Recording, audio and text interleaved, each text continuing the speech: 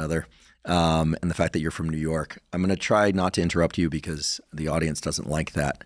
However, I am very interested in what you're going to tell us about emotion regulation, but especially this thing that you call chatter, the voice in our heads. Yeah, so I think this is a great question because the inner voice is something that we carry with us wherever we go, but we don't tend to learn what it is, right? And actually, sometimes I get up there and speak to people, and they often wonder, like, what is a purported serious scientist doing talking about a squishy topic like the voice inside our heads?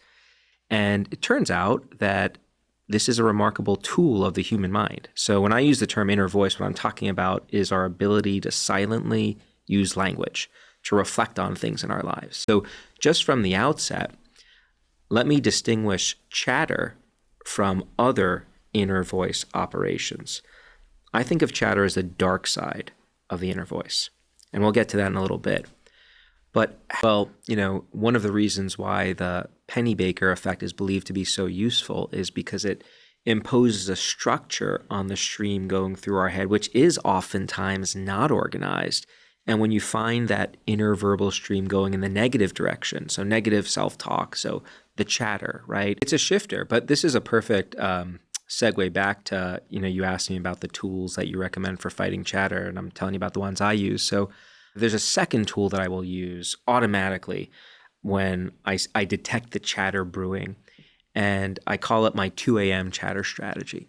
And I call it my 2 a.m. chatter strategy because seemingly like 4 to 6 weeks, I will go to bed happy and content. So what I do is I use something called mental time travel into the future. And what I do is I ask myself, and I typically use my own name to do it, so I'm blending another distancing tool, distance self-talk. I say, Ethan, how are you going to feel about this tomorrow morning? So when you jump into this mental time travel machine and you ask yourself, how am I going to feel about this tomorrow morning, next week, next year, 10 years from now?